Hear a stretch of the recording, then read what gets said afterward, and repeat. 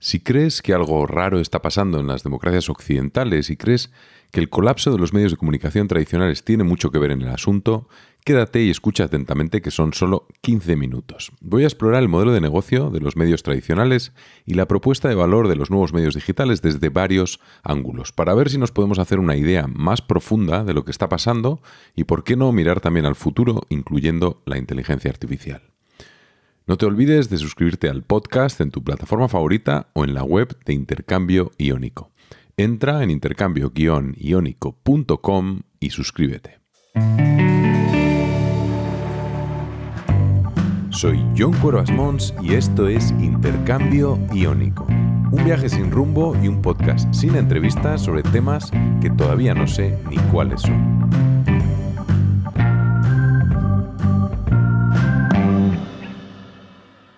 Los medios son la infraestructura de información de la democracia, en las dos direcciones. Además de servir para que la opinión pública esté informada para votar mejor, vigilar al poder, en la teoría, o crear un espacio de debate público, también sirven para que el gobierno, los administradores públicos, reciban información de cómo está la gente, sus conflictos, sus preocupaciones, para que conozcan mejor lo que ocurre y así puedan tomar mejores decisiones. Los medios de comunicación en una democracia son una especie de tentáculos donde la información no solo viaja de las élites o el gobierno, que son al fin y al cabo los que tienen la mayoría de la información, hacia la gente, sino también en la dirección contraria. Los medios acaban creando una especie de simbiosis con la élite porque son ellos los que les proveen de la información a los medios. La investigación independiente y autónoma es muy rara porque se quedarían sin su proveedor principal de información. Esas fuentes son, en la práctica, proveedores de materia prima informativa. Si tú eres un medio, no puedes romper del todo con tus fuentes. Si tus fuentes te cierran el grifo, te quedas seco. Y cuando además tienes menos periodistas, menos tiempo, menos recursos porque tu modelo de negocio está en crisis, ¿qué pasa? Pues que dependes aún más de esas fuentes. Esta simbiosis funcionaba porque el modelo de negocio iba bien, pero después de la crisis financiera se empieza a liar el asunto. En 2007 empieza el colapso de los ingresos para los medios tradicionales. Internet empieza a crecer de verdad. Vamos a centrarnos en su ingreso principal, el de la publicidad. Si analizamos los periódicos, la publicidad sumaba el 60% de todos los ingresos antes de la crisis. El resto sería básicamente la venta de los ejemplares.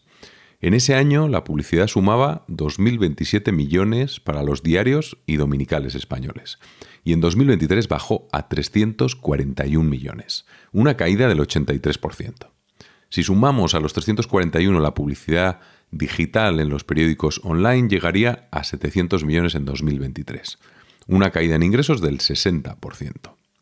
En las notas os pondré también una gráfica de un cálculo similar en Estados Unidos, donde la publicidad en los periódicos cae del 2000 al 2023 de 67.000 millones de dólares a 19.000 millones. Todo esto ocurre después de la crisis financiera, pero sobre todo debido al crecimiento de Internet. En esa gráfica de Estados Unidos veréis cómo compara el crecimiento de los ingresos por publicidad de Google con los de los periódicos, porque el de Google supera el máximo de los periódicos en 15 años y además continúa creciendo. El otro pilar de los ingresos, la venta de ejemplares, cae por un cambio fundamental en la distribución. Al hacerse digital, los periódicos pierden el control sobre su distribución y se deja de vender en los kioscos. Y no se puede observar el papel de los medios sin mirar sus incentivos económicos, que hay algo curioso que hacemos con los periódicos, que no los analizamos como si fueran corporaciones y en realidad son empresas con ánimo de lucro como todas las demás. Si sus ingresos caen, harán todo lo posible para seguir generando valor para sus accionistas, aunque tengan que investigar menos, crear más entretenimiento sin profundidad o acercarse a quien haga falta para que aumente el gasto de publicidad en ellos. Ahora vamos con las plataformas digitales. ¿Son los nuevos medios digitales enemigos de la estabilidad y la democracia? ¿O son mejores y están en proceso de maduración? Al principio les llamamos redes sociales o plataformas digitales, pero Facebook, X, Instagram o TikTok son en realidad nuevos medios de comunicación. Hace un par de años entrevisté en el podcast a Manuel Muñiz, doctor en Relaciones Internacionales por la Universidad de Oxford, académico, fue secretario de Estado en el Ministerio de Asuntos Exteriores y tuvimos una discusión muy interesante sobre si la regulación más light de las plataformas digitales, tipo Twitter o Facebook, frente a los medios tradicionales, había sido el clavo más importante en la tumba de los medios tradicionales. Manuel sostenía que la fragilización de los medios tradicionales se produce porque las redes sociales no se acogen al mismo marco regulatorio y por lo tanto no se responsabilizan del contenido que distribuyen al alegar que son una especie de tablón de anuncios. En su opinión, se les debería exigir lo mismo porque el debate público confiando en los hechos es un pilar fundamental para la democracia.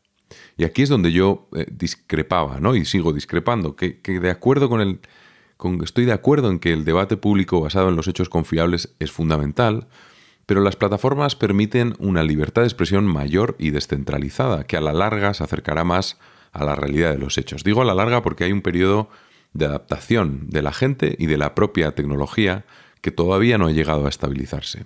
Estamos en una especie de fase caótica con más ruido, fake news e inestabilidad porque el mensaje ya no está controlado, ya no está dirigido, pero la gente y la tecnología todavía no se han adaptado al modelo, pero madurarán consiguiendo mejores resultados. Y sobre la regulación, ¿deberíamos regular las plataformas digitales como si fueran periódicos? Pues si hacemos que una empresa como Meta tenga que responsabilizarse de toda la información, lo que hacemos es volver a tener una empresa que controla y decide sobre lo que vemos. Más tentaciones para controlar el mensaje. Yo creo que hay que regular al que escribe, no a la plataforma de distribución. En los medios tradicionales es lógico porque el que escribe es un periodista que está a sueldo de la corporación, que es un empleado de la corporación, pero no ocurre lo mismo en los medios digitales. Entonces, ¿las nuevas plataformas digitales son mejores o en qué quedamos? Estas plataformas, que no son solo redes sociales y memes, en la práctica son nuevos medios de comunicación. Son un fork del sistema informativo tradicional, misma función, otra infraestructura, otras reglas, otros incentivos. Y su propuesta de valor objetivamente ha mejorado y mejorará todavía más. Para empezar, la publicidad. Es más dirigida, más medible, más personalizada. Si tú eres un anunciante no es un tema ideológico, es Excel. Gastas donde puedes atribuir resultados. Segundo, como tentáculo que sirvan a los administradores públicos para entender lo que le pasa a la gente, son mucho más directos. Antes, para saber qué preocupaba a la ciudadanía, necesitabas intermediarios, editoriales, encuestas, tertulias, portadas. Ahora tienes señales en tiempo real. Tercero, como fuente de información para sostener el debate público, la cantidad de información disponible es mucho mayor. Ya no estamos en el problema del siglo XX, que era la escasez. Hoy el problema es otro. No falta información, sobra. El cuello de botella ya no es producir, es filtrar mejor y la capacidad de análisis. Y aquí entra un punto clave. En los próximos años, la IA va a tener una importancia muy clara. No va a arreglar Internet por magia, pero sí va a hacer posible algo que antes era inviable. Filtros más potentes, más contextuales y más rápidos que darán estabilidad a un ecosistema descentralizado. Ya estamos viendo iniciativas de esto, como las Community Nodes, con correcciones distribuidas y apoyadas en inteligencia artificial, modelos fundacionales integrados en plataformas como Grok en X, y un montón de iniciativas que van a ir saliendo en esta dirección. Y otro cambio profundo es que se acaba la escasez de distribución. Durante décadas la distribución era el gran cuello de botella y por tanto el gran poder. Pocos canales, pocos medios, pocas puertas de entrada. Ahora distribuir es casi gratis e ilimitado y eso aumenta la libertad de expresión y de prensa.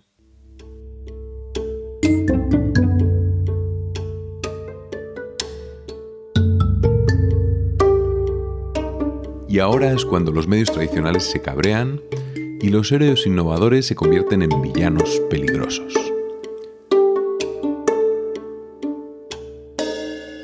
Es interesante ver el cambio de enfoque de los medios tradicionales frente a las compañías tecnológicas. Antes era todo positivo y en los últimos años se han convertido en el enemigo a perseguir.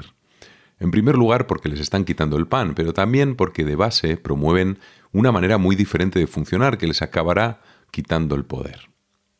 En realidad no sabemos ni quiénes son los dueños de estas corporaciones de medios. Todo el mundo sabe quién es Mark Zuckerberg, pero el dueño de New York Times no sabes ni cómo se llama. Es Arthur Gregg Sulzberger. Es la quinta generación de una familia que lleva controlando el periódico desde el siglo XIX, pero no lo conoce nadie o casi nadie. No se habla de él o su familia. Esa es la gran ventaja de tener un medio de comunicación.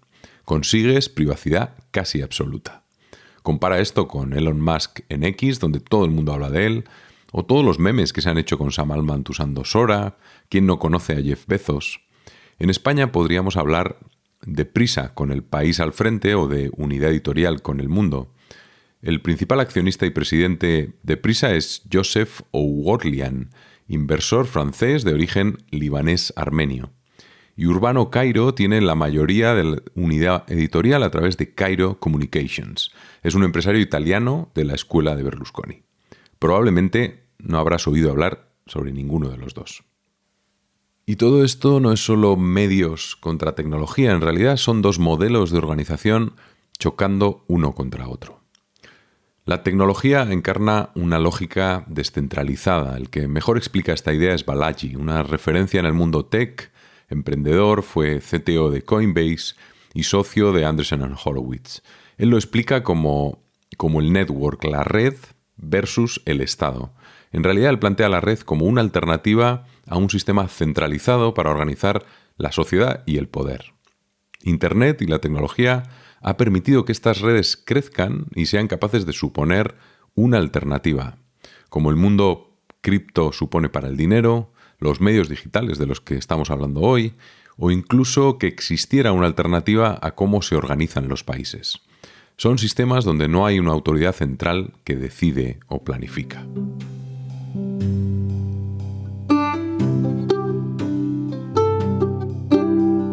Conclusión. Los medios son una pieza central del sistema democrático.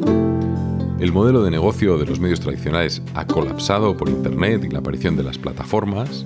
Eso los fragiliza y reorganiza sus incentivos. Y los nuevos medios digitales abren un escenario de más libertad y descentralización, pero también de más ruido e inestabilidad. Pero, ¿cómo se ve el futuro? Vamos a especular un poco. Primera opción, volver al pasado. Regular al máximo las nuevas plataformas para que su propuesta de valor y modelo de negocio dejen de tener sentido y volvamos a los medios tradicionales. Segunda opción, apostar a que las plataformas digitales pueden madurar con mejores filtros, capacidad de análisis y con un sistema de verificación fiable. Para mí, esto es lo que tiene más sentido. Imagina esto. Primero, inteligencia artificial. Los medios digitales van a integrar una IA como una especie de oráculo. Un oráculo al que le puedas preguntar en tiempo real, ¿esto que acabo de leer es verdad? ¿Qué contexto histórico hay detrás de esta noticia? ¿Qué dicen otras fuentes independientes sobre este mismo tema? ¿Este gráfico está manipulado o es correcto? Ese oráculo no será perfecto, pero puede ser muchísimo mejor que navegar solo en medio del ruido. De hecho, esto ya está empezando a pasar. Ya lo comentaba antes con el caso de Grok, que interviene en X, o incluso las community notes. Cada vez más gente le pregunta a Grok, ¿esto es cierto? Dame más datos sobre este tema, compárame esta afirmación con otras fuentes. De pronto, debajo de un post concreto no solo tienes opiniones y comentarios random, tienes contexto, correcciones, enlaces, explicaciones, matices. Es como si debajo de cada noticia tuvieras un pequeño equipo de analistas que trabajan solo para ti. No para imponerte lo que tienes que pensar, sino para darte más información de la que podrías encontrar por tu cuenta. Pero hay un problema gordo con la IA por sí sola, que no es capaz de resolverlo. Aunque tengas una IA buenísima analizando la información, si no sabes de dónde viene realmente un contenido, siempre habrá dudas. Aquí entra la otra pata, un sistema de verificación que podría estar basado en cripto, en blockchain. Hoy vivimos en la era de los vídeos generados por IA, los deepfakes, voces clonadas, fotos que parecen reales pero no lo son. Cada vez va a ser más difícil distinguir qué es auténtico y qué está generado o manipulado. Podrán falsificar la voz de tu madre, la cara de tu jefe, la firma de tu abogado.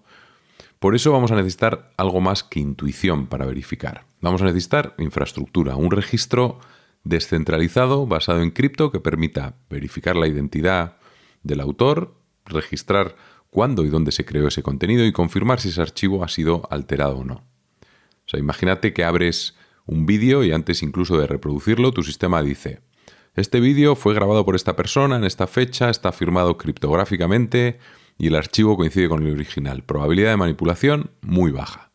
O al revés, este vídeo no tiene firma, se ha detectado que ha pasado por un modelo de IA generativa y la probabilidad de que sea artificial es muy alta. Al final tendremos más información de muchas fuentes distintas y mejores herramientas para gestionarlo. Y ya paro de lucubrar, que me caliento, y te dejo todas estas reflexiones para darle vueltas y espero que el análisis sobre los medios te sirva para entender algo mejor lo raro que está el mundo. Para terminar, te quiero recomendar un par de libros clave y un podcast. Uno de los libros es El Conde de Montecristo de Alejandro Dumas y creo que no necesita presentación. Le he puesto un 10 sobre 10 porque no puedo ponerle un 11 o un 12. El otro libro es Life, the Movie, de Neal Gabler, un análisis muy interesante desde finales del siglo XIX hasta final del siglo XX de cómo todo en nuestra sociedad, política, marcas, periodismo y hasta la realidad se han convertido en entretenimiento, en puro espectáculo. Un 8 sobre 10. El podcast de este mes es la última entrevista de Marc Andreessen en Cheeky Pints, el podcast de la compañía Stripe. Le pondré un 7 sobre 10. ¡Hala! ¡Hasta la próxima! Esto ha sido Intercambio Iónico. Espero que te haya gustado. Si es así, puedes suscribirte en Spotify, Apple o en tu plataforma favorita. O a modo newsletter en intercambio-iónico.com.